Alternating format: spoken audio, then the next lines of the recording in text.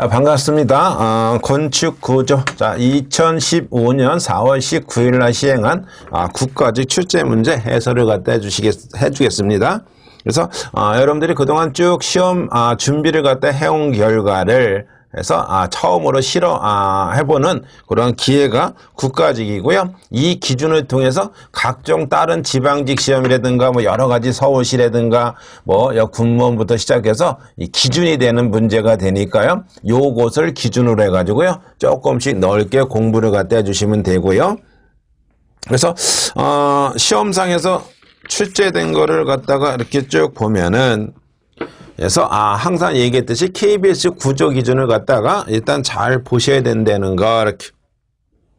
그래서 총론에서 보통 한 문제가 출제됐고요. 기초에서 2문제, 조적에서 2문제, 콘크리트에서 5문제, 철골 4문제, 목구조 2 해가지고 나타났는데 그래서 뭐 총론 빼고 거의 나머지 부분은 KBS 구조 기준상에서 시험상에서 나왔던 부분입니다. 이렇게. 그래서 제가 항상 그 부분을 시험 보기 전에도 꼭 한 번씩 보라는 것 했으면은 충분히 점수가 나올 수 있을 것 같은데 자 1번에 흙막이 설계에서 벽의 배면에 작용하는 층압은 깊이에 비례하여 증가하는 것으로 하고 층압 계수는 토질 지하수에 따라 다르게 규정하고 있더라. 점토질 중 경질로 이루어진 층압 계수는 얼마냐 이렇게 그냥 착 보면 도표로 나와 있어요. 그래서 뒤에 문제상으로도 제가 써놨잖아요. 그래서 자 모래지반하고요. 다음에 점토지반이 있단 말이에요. 그래서 모래는 지하수가 얕으냐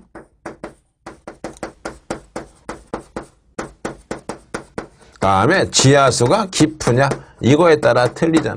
그래서 모래는 0.3에서 0.7이고요. 다음에 깊었을 때는 얼마냐면요 0.2에서 0.4더라 이렇게. 다음에 점토는 연질이냐 아니면은 경질이냐 이것에 따라 틀리단 말이에요. 그래서 얘는 0.5에서 0.8이고요. 경질 같은 거는 0.2에서 0.5더라 이렇게. 뭐 도표 그냥 외우면 돼. 뭐 변해지도 않아요. 다음 2번에 목재의 기준 응력 보정을 위한 기간 개수가 1.5인 하중은 어느 것이냐 이렇게. 이것도 뒤에 보면요. 목재 보면은 나와 있잖아요. 그래서 고정 하중은 그냥 거기 써 있는 대로 할게요. 풍하중은 얼마로 갖다 봐주냐면요. 자, 풍하중하고 지진하중은 1.6이에요. 풍하고 지진에 대한 하중 계수는요, 얼마를 갖다 봐주냐면요, 1.6으로 갖다 봐줘요. 다음에 시공하중은 얼마로 갖다 봐주냐면 1.25고요. 시공은 1.25. 답은 그럼 나왔네. 다음에 적설하중은 얼마로 봐주냐면요, 1.15로 봐주고, 다음에 충격하중은 2.0으로 갖다 봐줘요. 그래서 항상 도표를 잘 보라 그랬어요, 제가. 그래서 다음에도 또 마찬가지예요. 다음 중 목조에서 하중 계수 중에서 하중 계수 값을 가장 크게 봐줘야 될 것은 뭡니까? 그러면 충격이에요. 그래서 고정 하중은 0.9고요. 다음에 적재 하중은 1.0이고요. 이렇게. 그래서 다음 3번에 경관이 L인 간사이가 L인 단순보에 등분포 하중이라는 건 뭡니까? 이쪽 끝에서 이쪽 끝까지 똑같은 하중이 받는다는 거예요. 어느 한쪽만 하중이 받으면 집중이라고요. 중앙 이치에서 모멘트 N과 전단력 V의 값으로 맞는 것은 어느 것입니까? 이렇게. 전단력 N과 V 값이라 그랬잖아. 자, 근데 잘 보면 어디를 보냐면요. 중앙이라 했잖아. 중앙. 그래서 중앙에서 본다 그랬다. 자, 이랬을 때 여기에 등분포잖아요. 그래서 이쪽 끝에서 이쪽 끝까지 똑같은 하중이 받는데 얼마가 받냐면요. 여기에 이렇게 오메가. 그래서 얘가 여기 A고요. 얘가 B고요. 문제상에서는 어디를 물어봤냐면요. 요 시점을 갖다 물어봤다. 중앙에서. 자, 이랬을 때 첫 번째 반력은 얼마가 걸리냐면요. 반력은 그래서 A 쪽에는 이렇게 그래서 2분의 오메가 L 간사이가 L이라 그랬어요. 이렇게. 다음에 요 B점의 반력도 얼마냐면요. 그래서 2분의 오메가 L이더라 이렇게. 그러니까 여기가 뭡니까? 예를 들어서 뭡니까? 이렇게 뭐 2톤. 그래서 2톤이 갖다 받는다고 이렇게 하면은 요거 곱하기 간 사이 해주면은 무게가 얼마고요? 그거의 반이더라 이렇게. 다음에 두 번째로 전단력.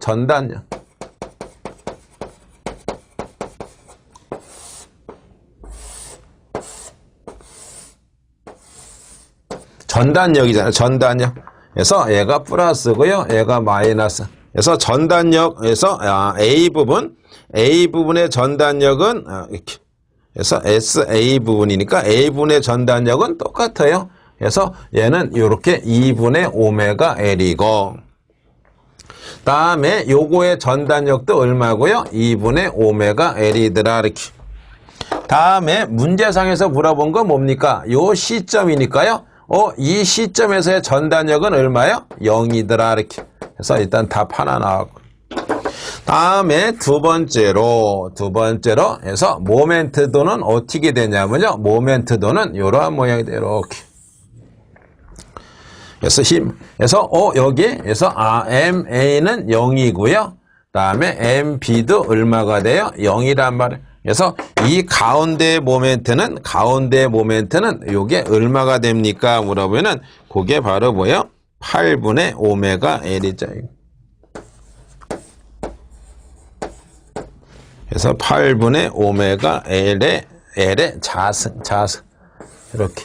그래서 전단력은 0이고 모멘트는 얘다 이렇게. 그러면 전단력은 0. 답은 2번이네. 다음에 4번에 이렇게. 강도 설계법에서 작용한 보강 콘크리트 블록조에서 구성된 모멘트 저항 골조 벽체의 치수 제한에 대한 설명으로 옳지 않은 것은 어느 것이냐 이렇게. 그래서 자, 조족조에서 보강 블록 조족조에서 뒤에 보면요. 저항 벽체 골조라고 나와 있고요. 쭉쭉 나와 있단 말이에요. 그래서 일반상으로 해서 보가 나와 있고 피어가 나와 있거든요. 그래서 이렇게. 자, 일단 답은 3번이고요. 피어는 2400을 넘을 수가 없더라. 다음에 순경과는 보 깊이의 2배 이상을 넘을 수가 없더라. 자, 답이 3번이잖아요. 그래서 피어의 깊이에 대한 높이의 비예요. 깊이에 대한 높이의 비는 5를 넘을 수가 없습니다. 이렇게. 깊이에 대한 높이는 5를 넘을 수가 없더라. 이렇게. 그래서 답이 그거고요. 폭에 대한 깊이의 비는 6을 넘을 수가 없더라. 이렇게. 그래서 그게 두 가지가 있다 그랬어요. 그래서 보하고요. 피어하고 두 가지가 있다면. 그래서 보는요. 순경과는 보 깊이의 2배 이상. 그거 다 써 있어요. 그래서 그 책. 자, 없는 부분도 있습니다. 뒤에 제가 요점으로 간추려 놨는데 이렇게 좀 동떨어졌다고 해가지고 없는 부분도 있을 겁니다. 다음 5번에 철근 꽁트 부지에서 전단 보강으로 사용할 수 없는 것은 어느 것이냐 이렇게. 자, 보에서 늑근을 갖다 사용하는 이유는 바로 뭘까요? 이거잖아요. 그래서 이렇게 전단력에 의한 이렇게 균열을 갖다가 방지하기 위해서 이렇게 사용하는 철근이 바로 늑근이잖아요. 그러면 여기에 보에 이렇게 주근이 있으면은 이 주근을 갖다가 이렇게 감싸주는 요 주근을 갖다가 감싸주는 요 철근을 뭐라 그래요? 늑근이라 그래요.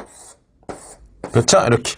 그래서 늑근도 뭡니까? 이렇게 단부가 있고요. 다음에 중앙부가 있고요. 다음에 단부가 이렇게 있잖아요. 그리고 여기에 뭐가 들어가냐면요. 이렇게 밴드 철근이 이렇게 들어가잖아요. 밴드 철근. 그래서 여기 조금 들어왔어요. 이렇게. 자, 그러면 항상 두 가지를 잘 보라 그랬어요. 뭘 보라 그랬냐면요. 그래서 자, 이렇게 늑근이냐 아니면은 밴드 철근이냐 얘를 갖다 기준으로 해라 그랬잖아요. 그래서 늑근은요. 늑근은 얼마에서 45도에서 90도의 범위로 갖다 집어넣으면은 다 전단력에 의한 균열을 방지할 목적으로 갖다 사용하는 거고, 다음에 요 노란색 밴드 철근 있죠? 이 노란색에 이렇게 있으면은 요 밴드 철근이 있는데, 요 밴드 철근의 각도는 얼마가 돼야 되냐면요, 30에서 45도 범위예요. 이 선을 갖다 요 각도를 벗어나면요, 느끈을 받는 효과가 없어요. 그래서 이 두 개를 갖다가 어떻게 해요? 얘는 느끈하고 병용을 갖다 했을 때 전단 효과가 있더라, 이렇게. 그러니까 이걸 잘 봐야 돼요. 느끈은 요 범위니까요. 느끈은 60도는 전단력 효과가 있는데 밴드 철근의 60도는 전단 효과는 없습니다. 요 범위를 잘 봐야 돼. 그러니까 그래서 1번을 앞에를 갖다 먼저 보지 말고요. 맨 끝에 뭐로 돼 있어요? 스터럽, 느끈이라고 돼 있잖아요. 근데 1번의 느끈은 몇 도로 돼 있어요? 30도로 돼 있네? 얘는 관계가 없네. 전단 효과가 없는 거예요. 2번에 용접 철망, 부재축의 직가로 되어 있는 거. 요걸 잘 보고요. 나머지 또 내용이 있고요. 이렇게.